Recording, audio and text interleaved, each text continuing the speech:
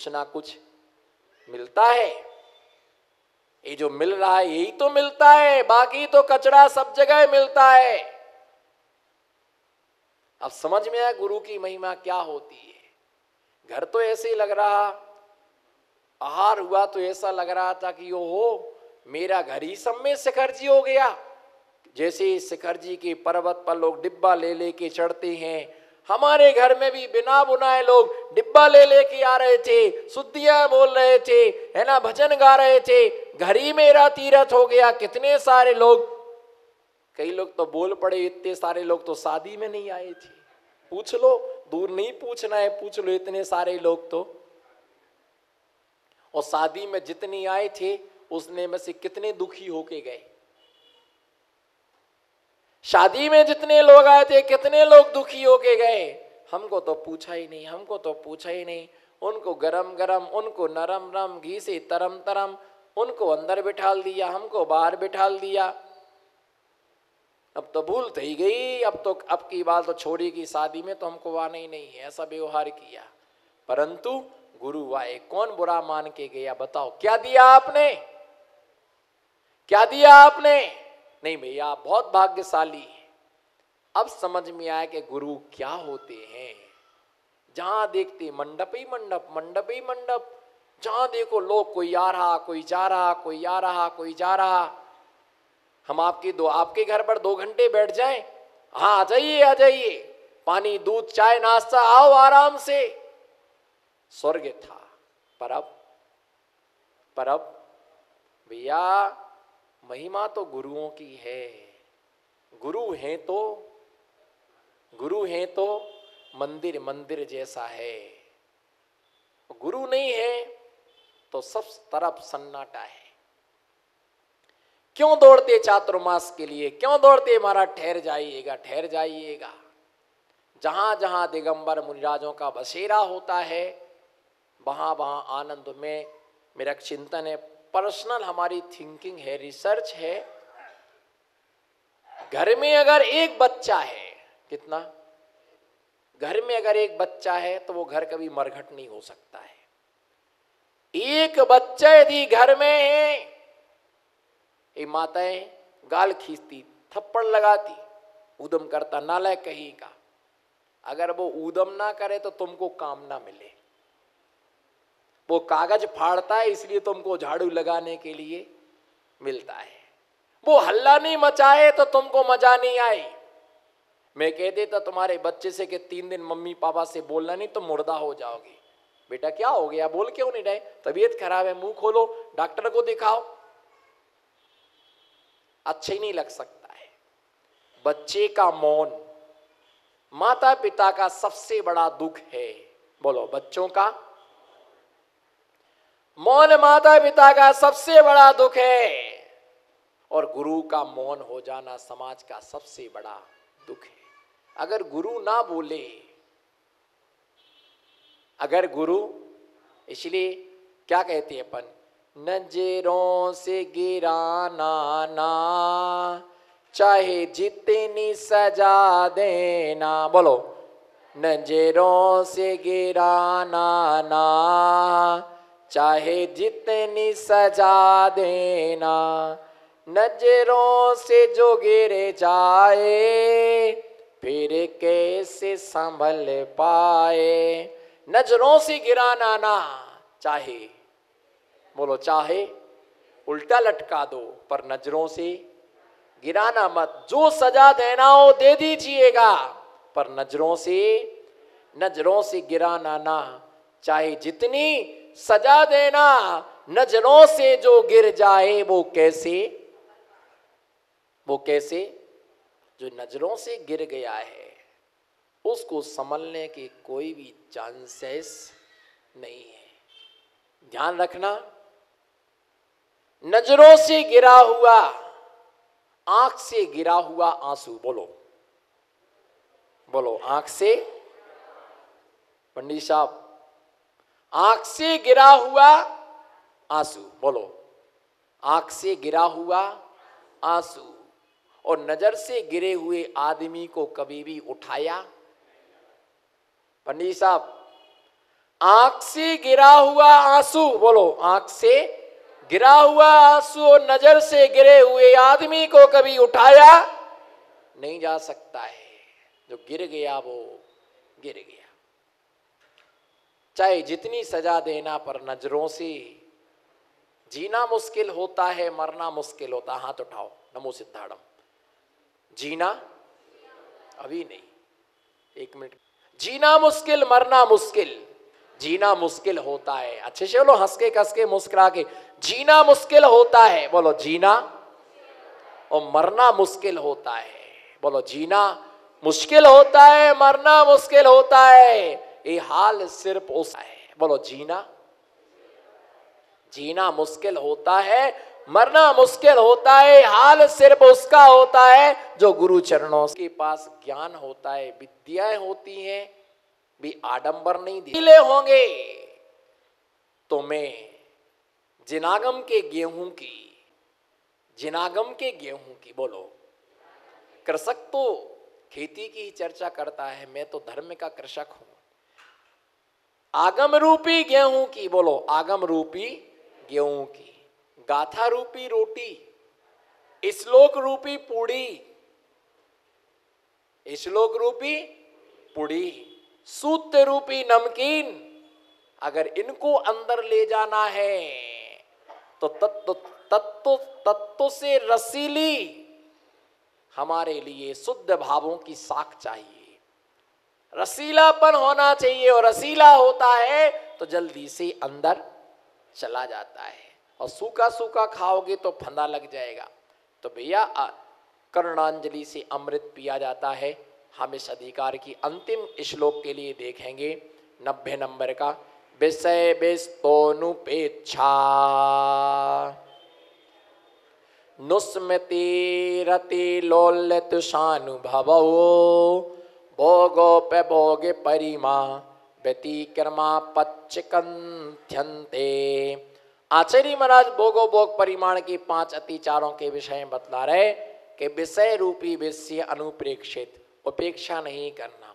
विषय रूपी विषयों से जो अने उनकी उपेक्षा नहीं करना पहला अतिचार है। भोगे हुए भोगों का बार बार स्मरण करना। एक तो भोगों की उपेक्षा नहीं करना, उसमें मस्त रहना। दूसरा अतिचार है कि पहले जो भोग भोगे हैं उनका स्मरण नहीं करना। साधु से कभी ये नहीं पूछना आपके कितने भाई थे, आपके मम्मी पापा हैं क्या, आपका कितना बड़ा मकान था। कई बाइयां आके पूछने लगती, महाराज जी एक बात पूछना। तो हम सोचे 7 तत्व के विषय में पूछेंगी, 10 धर्म के विषय में पूछेंगे। महाराज जी एक बात बताना, बता दोगे? हमारे आपके प्रति बहुत भाव बनते हैं, आहार देने की बहुत इच्छा रहती है। आपको पहले क्या पसंद था? आपको पहले बचपन में बता तो दिया क्या पसंद था? नहीं बताया। नहीं बताया कि नहीं बताया क्या पसंद था? पर पसंद था। पीछी कमंडल लेने के बाद क्या पसंद और क्या, अगर यही सब कुछ पसंद होता तो फिर इसको पसंद क्यों करते? जिसने इसको पसंद कर लिया समझ लेना अब उसे कुछ भी पसंद नहीं है। पसंद तो इनको है। और मैं तो देखो हर बार बोलता हूँ, 2-3 बातें हमारी हमेशा घर के दरवाजे पर लिख के रखना। मैं बता देता हूँ आज फिर से रिवीजन, और छिल्ले दिवस बता के ही जाऊंगा मैं। मेरी शादी नहीं हुई पर हम 2-4 बार, ये तो अपना मुख्य सूत्र है। अपनी, बोलो बाबू भाई, अपनी शादी नहीं हुई पर अपन 2-4 बार बारात में गए। और पूरे भारत में इकलौती आचार्य है जिसने महिला पुराण का स्वाध्याय किया है, वो भी पुराने एडिशन का। देखो बूढ़े बूढ़े लोग भी हंस रहे। तुम महिला, तुम्हारे साथ में रह के तुम एक पन्ना नहीं पढ़ पाए, और हम इकलौती आचार्य ने महिला पुराण का स्वाध्याय किया है, बाकी किसी ने नहीं किया है। मालूम महिलाओं की विशेषता, एक अध्याय का, एक पुस्तक का एक चैप्टर है, एक पुस्तक का एक चैप्टर है महिलाओं का। शाम को बैठेंगी ना और सोफा सेट पर बैठ जाएंगी और ठीक है ना, बढ़िया है। अब ये तो बताओ कल क्या खाओगे? कब पूछ लेंगे? देखो हमारी तरफ, पप्पू के पापा बताओ तो कल होने तो रिकॉर्ड, हमें कोई डर नहीं है, हम तो अंदर से भी नंगे हैं बाहर से भी नंगे, हमारा कोई क्या फोटो खींचेगा? हमारा क्या फोटो खींचे? हम तो अंदर से भी दिगंबर हैं और ऐसे बैठेंगे। और बताओ पप्पू के पापा क्या खाओगे कल? तो ये भी कर्म का कल्ला, हम जे कौन समझ तो न थी, समझ तो न थी। कल तो एक काम करना, छोला भटूला बनाना, कर्म का कल्ला तेरे ही बटोला बटोला हो जाना है। छोला भटूला बनाना, टमाटर नो सूप, टमाटर नी ग्रेवी, बढ़िया पुलाव, लिखवाओ लिखवाओ लिखवाओ। वो अगर इससे उल्टा ना मिले तो आचार्य विमत सागर जी ने कहना मुझे 48 घंटा का तपा हुआ हूं, 48 घंटे का ढीले में आया, ढीले का पानी भी नहीं पिया मैंने, नहीं पिया ना। हमारे साथ तो बोलो कल आया था, कल आया था, कल मेरा उपास था, 48 घंटे का तपा हुआ हूं। अभी तो ये महावीर नगर का चल रहा है, जब महावीर नगर का 15 दिन खाया इतना पावर है, 4 महीना खाते तो कितना पावर आता। इसका मतलब ढेले का कोई कमजोर नहीं, ढेला तो ढेला ही है। बोलो ढेला तो, ढेला तो गुड़ का ढेला, गुड़ का ढेला। भैया ये मान के चलो, एक अध्याय क्या खाओगे? छोला भटोला पुलाव सब गिना देता है, पर पूछ सब लेंगी, करेंगी अपना मन का। पूछ सब लेंगी, करेंगी अपना। एक कहानी सुना दो छोटी सी, बोलो आप लोग अनुमति दो तो सुनाओ। चलो छोटी सी है। क्या हुआ, एक आदमी, उसकी पत्नी ने कहा कि सब्जी लेके आओ, तो दूधी गिलकी टमाटर सब सब्जी लेके आया। वो एक थैला भर के सब्जी रहा, उसने क्या किया, वो टांग दी। अब टांग दी उनके लिए, और क्या बनाई, बड़ी, बड़ी समझते ना हो, अड़द की दाल की, और सफेद कद्दू मिला करके पीस करके, पर कपड़े पर, कपड़े पर वही वाले बोलो ना सेठ जी, वो कपड़े पर वो सवेरे सवेरे बना देते हैं, पर वही पे चिपक जाती वो, पर उनको ऐसे बीनना नहीं पड़ता है, उसको हाथों से खदेड़ना पड़ता है। तो बनाई वो बड़ी। अब उसने क्या किया, बड़ी और रोटी बना दी। तो आदमी आया तो उसका लाल पीला हो गया वो। जब तुम्हें बड़ी बनाने थी